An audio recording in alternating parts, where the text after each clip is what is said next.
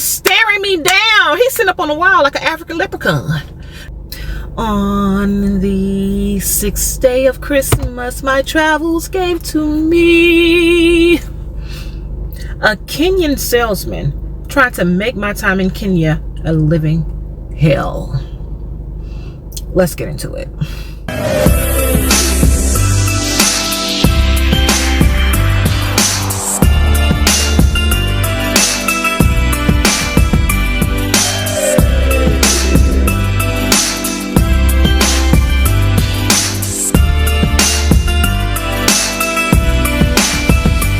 What's up, guys? Welcome back to my channel. It's your girl L, just living. Thank you. Since you are here, go ahead and hit the like on the video. Go ahead and hit the like button right and now, okay? And click subscribe if you're not already subscribed to the channel. To all of my returning subscribers, living legend, you the real MVP. All right? And if you've been here before but you've not subscribed, what are you waiting for? Go ahead and hit that subscribe button like now. Thank you.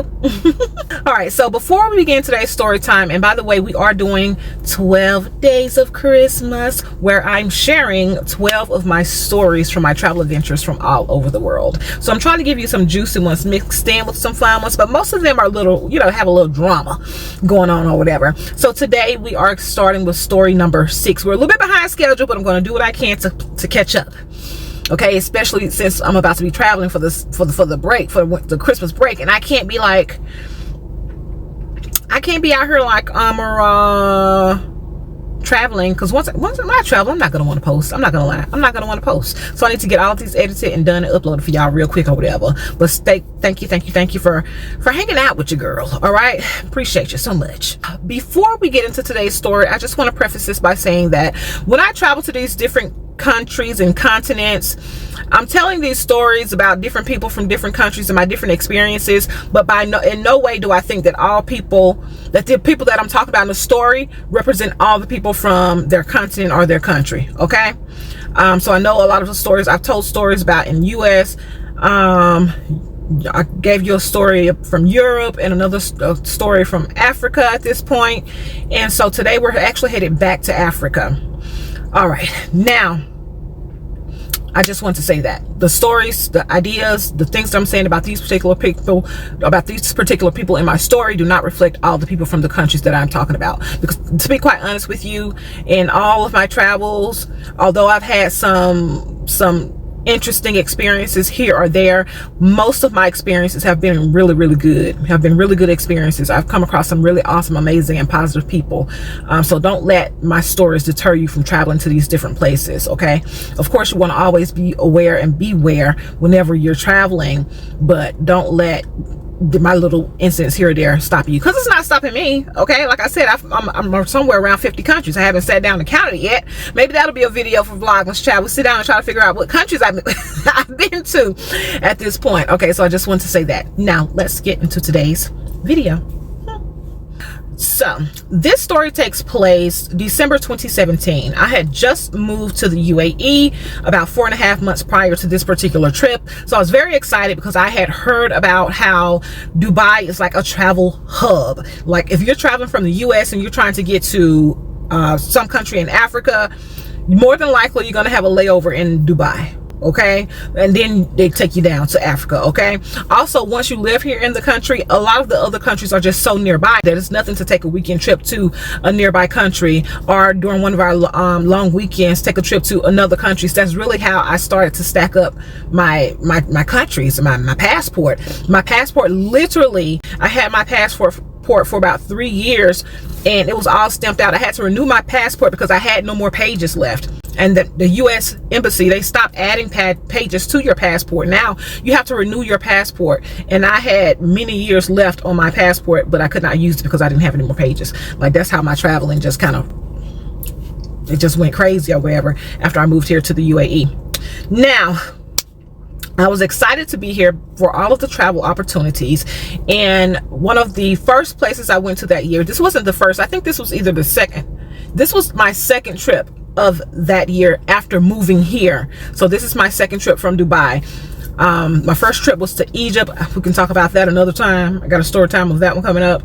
But my second one was to Kenya. So I'm very, very excited because once I moved over here, I'm like, yes, as an Afro-American woman, yes, I want to be in Africa. I want to go visit Africa. Okay, I want to visit all the countries in Africa. I had just visited Egypt. I was looking forward to now heading to Kenya. Okay, why wouldn't I be excited?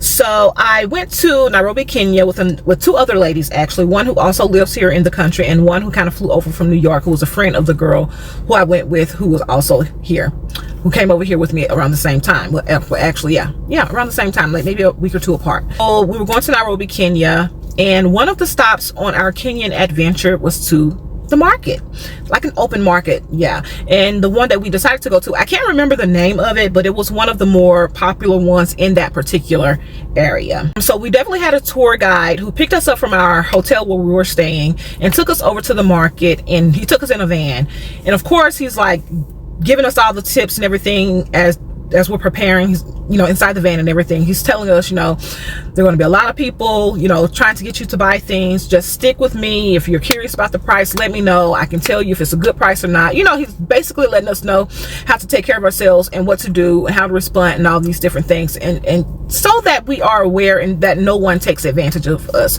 basically. So as soon as we get out of the van and we're headed towards the market, a swarm of men just come over, and they just swarm us. You know, a group of men just come, they just swarm us. And you would think, you know, being Afro-American or whatever, that we would just fit in. Baby, no. Sorry, just because you're black does not mean you African. That has been something, okay? Contrary to popular belief, all black people do not look alike, okay? So the locals immediately knew that we were not one of them, okay? And so they immediately knew that we were tourists, and of course they come in to do what they do when tourists come to the marketplace. They swarm us and are like, buy this, buy this, buy this, okay? Now let me just pause right quick and tell you that as we were approaching, we did see, well, I recall seeing a white girl. I don't know where they were from, but it was a white woman, excuse me, and looks like what could have been her teenage daughter or something. They were in there. Were they white? Were they Asian? This was years ago. They weren't black. But they were in, I want to say they were Asian, now that I think about it, because just the energy I'm getting, I'm feeling like they were Asian. They were in there and they were out. And when I tell you the look on the faces was scared, they were scared. But at the time, I'm just like, okay, well, maybe they haven't been around this many black people before. Like, I don't know. Like, why they look like that? But baby, I was soon to find out.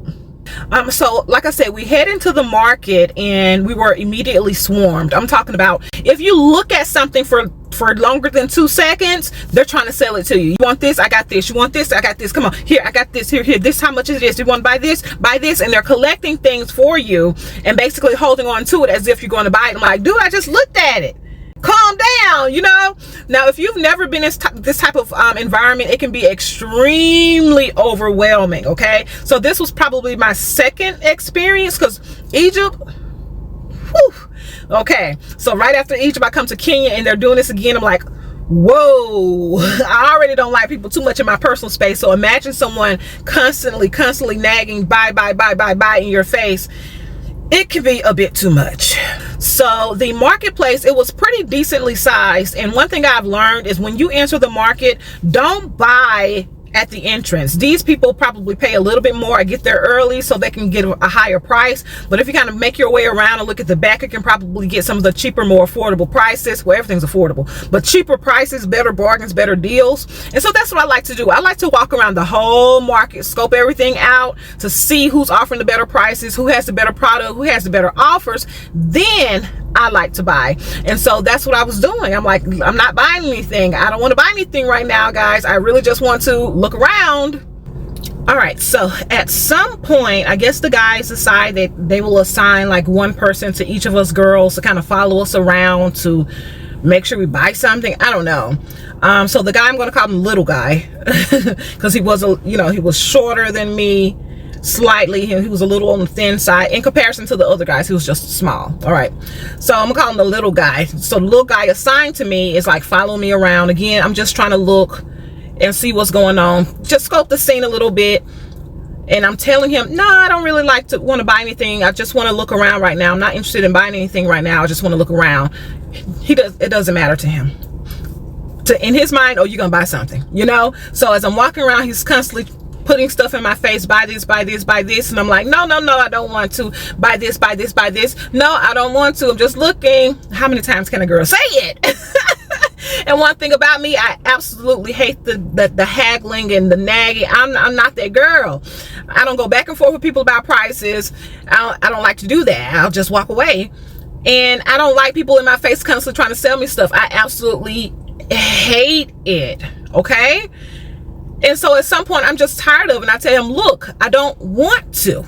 Okay, so now I'm annoyed because I keep telling you that I just want to walk around, and you're just ignoring what I want, and you're trying to sell me every single thing we pass by, and I'm annoyed. So now that I'm annoyed, I'm sorry, I can't be nice to you no more. I'm going to be firm. I'm going to be stern. I'm going to tell you to get out of my face. Leave me alone. And so that's what I do. I say, look, just leave me alone. Just leave me alone. Just stop following me. Just leave me alone and let me shop on my own without you. Baby, you would have thought I called him the N-word. So here we go. After I told him to please just leave me alone, this man gets pissed, and he says something that now in 2024 I've heard more often than I would like to. He looks at me and he goes, oh, you think you better than me? And he's just going off and off and off and off and off and off and off. What is it what from me telling you to leave me alone, I don't want to buy nothing, so now that means I'm better than you? Oh, it's because I'm Black American. Stop projecting, sir. I'm not saying this. At the time I was confused because I'm like, what? And I almost felt guilty. Like, what did I do to make him feel like I think I'm better than him? All I did was tell him to leave me alone so I can shop on my own. And I tried to tell you nicely, but you wouldn't listen to me nicely. So when I said it to you firmly, hey, just leave me alone. Now, oh, you think you better than me? Now, 2024, I know you're projecting. But then I was like, what the heck? And he's just going off in his language or whatever. And he's determined to not leave me alone and just make the rest of my trip a living hell by just saying crazy stuff to me as I'm walking around. And by this point, I'm separated from the other girls and by myself. So I'm walking around trying to just ignore him, and he's still just following behind me, just going off, just following behind me. Like, dude, I'm definitely not buying nothing from you. And without your assistance, you know, so I'm just trying to keep it cool. I'm just trying to go. And eventually another group of Kenyan guys who are also salesmen see what's going on. It was a taller guy who I remember specifically because he was like the leader of the group, and he was like basically told the dude that, you know, no, don't, what are you doing? Like, what you're doing is inappropriate. Like, that's not how you sell. If you're trying to sell something to her, what you're doing, that's not how you do it. You don't need to do that. And he's like telling the guy to go away, just go away. And he's telling me, he's like, look, I'll walk around with you. I'll make sure he doesn't bother you anymore. The dude he had short man syndrome or something, because he still wants to follow us around, but he stopped talking to me. He would like hang out in the back. He wouldn't get too close to me, but he would be like in a distance. After a while, I totally forgot about him and thought he disappeared. And the other guy, you know, he was much more pleasant to be around. Yes, he followed me around. By that point, I wanted somebody walking with me because I'm like, this little dude kind of crazy. He a little lonely. He a little off.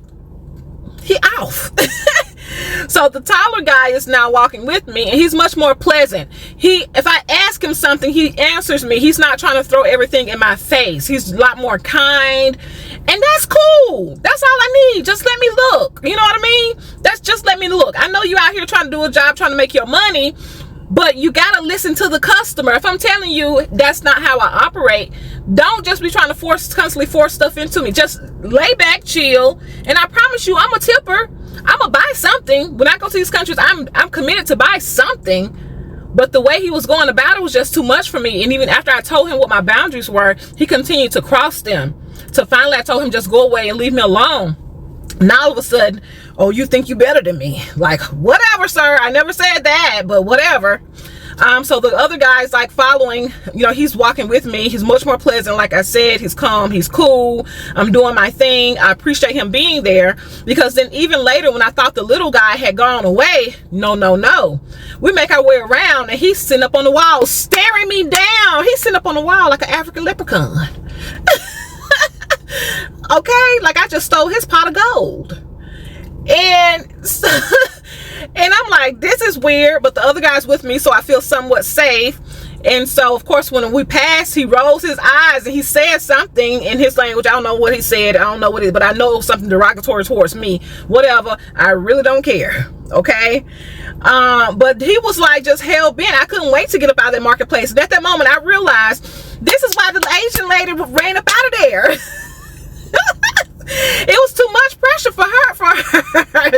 Sis ran up out of there. So I can only imagine what her experience was when she walked up in there. Probably, and then she was definitely Asian, because she probably never been around this many African people before in her life. They only see us on TV channel, you know.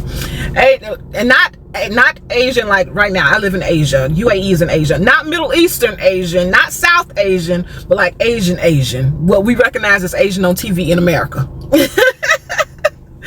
Put it like that. Giving more like Chinese type of Asian.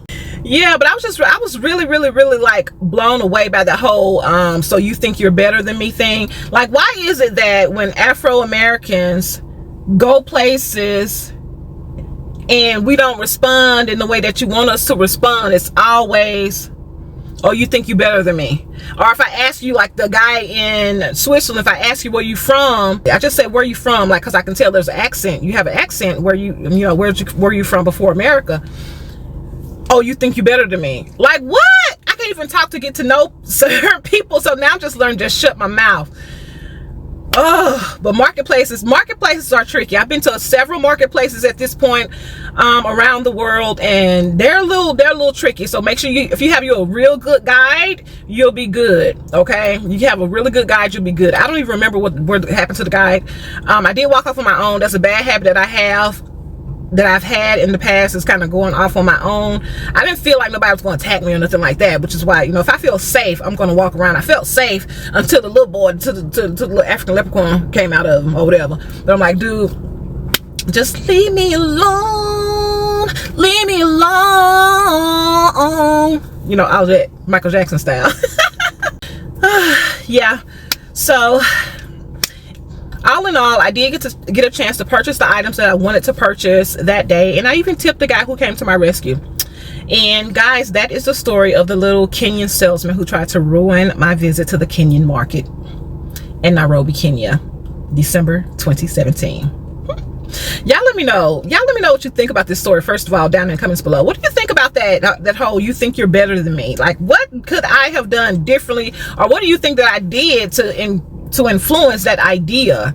You know what I mean? I don't know. I was thrown a little bit off. Sometimes I feel like as a Afro-American that it's just, the world is wild out there for us, y'all. It really is. But I promise you, I've had more good experiences than I have bad experiences, and perhaps I'll start sharing some of those. Y'all let me know what y'all think down in the comments below. Don't forget to like, share, comment, and subscribe to the channel if you're not already subscribed.